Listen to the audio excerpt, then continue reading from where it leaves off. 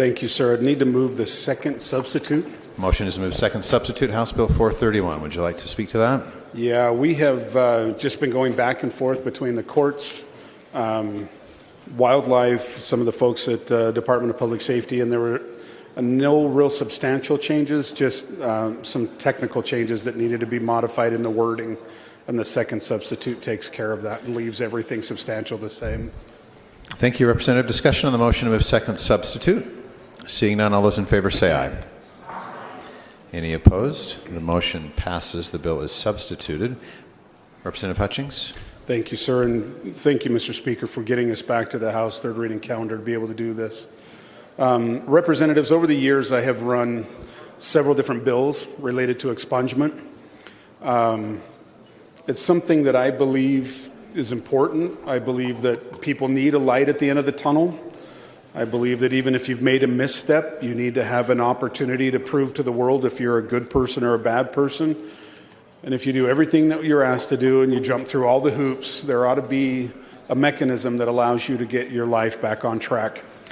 So with this bill, it's important that you understand we're not modifying anything related to how you qualify for an expungement. It is just simply that when someone qualifies for an expungement of a conviction that we consider to be a no-brainer, and that is it's a low enough level offense that if all they were to do was to walk in, request the certificate of eligibility, and then jump through the hoops to get it done, these are the types of offenses that we would just, there's no question, we would grant it. So we are creating kind of an automatic expungement process for low-level offenses that I endearingly call bonehead expungements, because they really are. When people look at them, you would just think, well, of course, duh. I mean, it makes a ton of sense. They've done everything we've asked. These are not violent individuals. These are just low-level offenses that over time, they've stayed, out of trouble. They haven't had any new arrests. They haven't had any new convictions, none of those things. And what it will allow to do is for the courts to be able to go in and working with BCI, because BCI keeps our criminal database, we'll be able to go through, clean off the really low-level offenses, and then some of them are just very simple infractions, traffic violations, things of that nature. The other ones, some of them that may have at one point or another been reported to a criminal database, those require that a court looks at them, reviews them, and approves them to be expunged. And so it'll be a partnership between the courts going through that review process and then Department of Public Safety actually going in and modifying the databases and the records. And it's good. We've worked very hard on coming to an agreement. Salt Lake County has been a huge champion of this, especially Noella Sudbury, who works there at CJAC. I need to give her a shout out because she's been amazing working with us on this and getting this whole thing started. But we've got a good bill. It's a great process. It does good things for people who have earned it. And with that, Mr. Speaker, I'd be open to any questions on the bill, sir.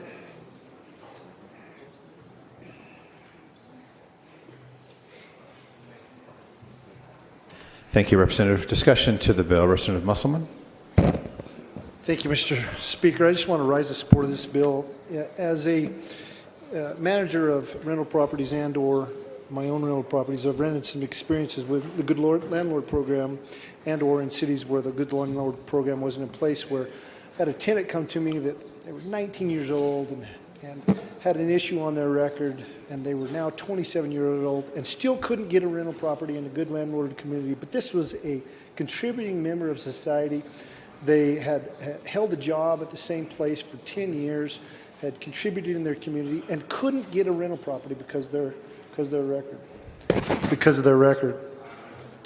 And this is exactly what would have helped that individual. This exact scenario where they streamline the process for those that have already earned it. I also had the opportunity over the past 4 years of sitting on a commission where people would come in and apply, and they would not get their license simply because of an issue on their record and the troubles that they would have to go through in the hurdles they had to go through in the process to get their record cleaned or expunged. This is exceptional legislation. This is exactly what I'd hoped to see when I ran for office. I commend the sponsor, and I hope you consider voting yes for this bill. Thank you, Representative Musselman. Discussion to the bill. Further discussion of the bill. Representative Nielsen. Thank you, Mr. Speaker. Would the sponsor yield? The sponsor yield? Sure. Proceed. So a couple of questions. You have used the term automatic expungement. And as I read through the bill, though, when I think of the term automatic, it sounds like something that occurs with no further action by anyone after certain conditions are met, time passage or satisfying conditions of probation. But as I read through the bill, it looks like the court and the prosecutor are still involved. So could you explain how automatic expungement is different from current expungement? No, thank you. And actually, that's a great thing to point out.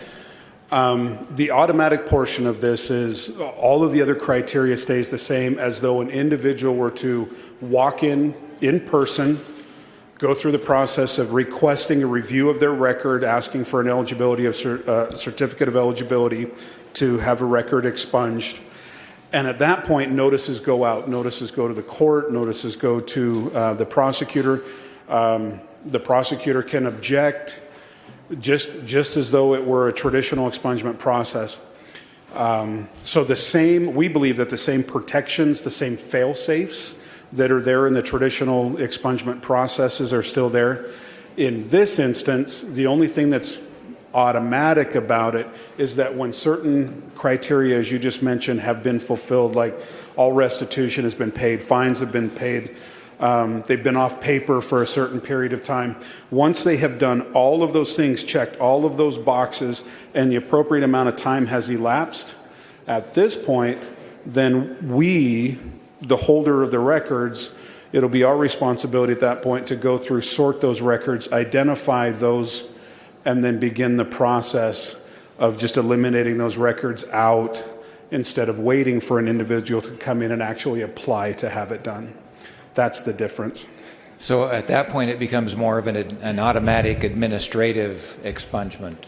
Is that accurate? That is very accurate. That's exactly right. And one final question then. Once the record is expunged, the record doesn't disappear. It does remain accessible under certain circumstances for access later on. Is that correct? That is correct. There are certain rules and there are certain things, representatives, that are just not expungible. If you've done something really disgusting, it's not even an option under any circumstances. That's the very top end. There's some in the middle that this doesn't deal with. It's the low-level ones, but you're correct. If a law enforcement, for instance, were to need to have access to it or something, there are rules about what happens with that information so that the right people can see it, but only under the right conditions and the right people will be able to gain access to it. But as was mentioned, for cases of employment or housing or all of those other types of things, background searches from the private sector, it will disappear and no longer be visible to that. All right, thank you.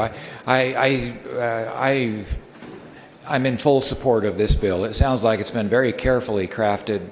Safeguards are in place, and it will produce a lot of good for those who have made problems in the committed problems in the past, and they need some extra help. So thank you very much.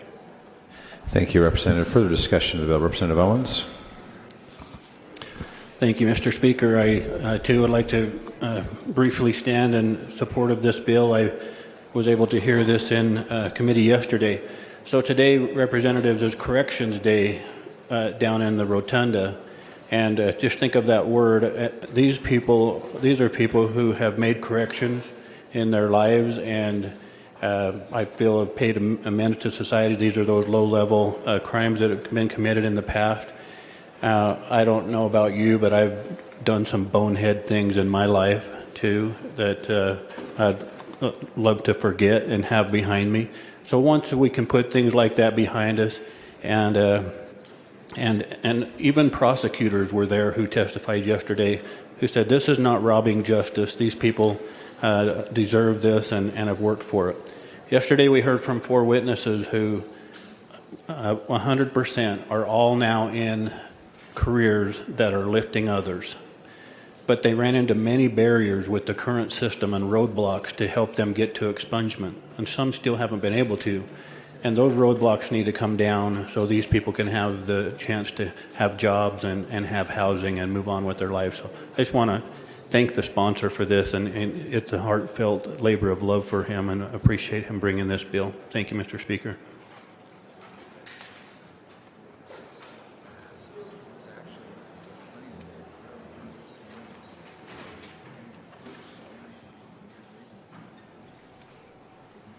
Megan turned off my microphone. Further discussion to the bill. Representative Malloy? I can't turn his on either, Megan. Thank you. Previous question. Previous question has been called, which has the effect of ending debate. All those in favor say aye. Aye. Any opposed? Motion passes. Representative Hutchings, back to you for summation. Thank you, sir. I couldn't say it any better than Representative Owens did. I appreciate the body's time. Thank you. Summation has been waived. Voting will now be open on House Bill, second substitute House Bill 431.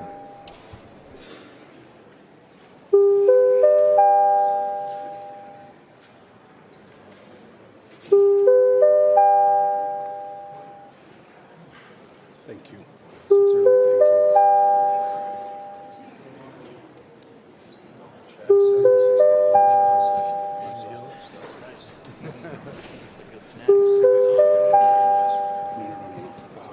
It's way far away.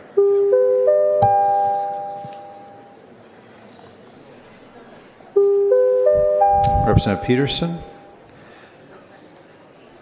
Representative Wild? Seeing all those present having voted, voting will now be closed. Second substitute House Bill 431 passes this body with 72 yes votes and 0 no votes and will be transmitted to the Senate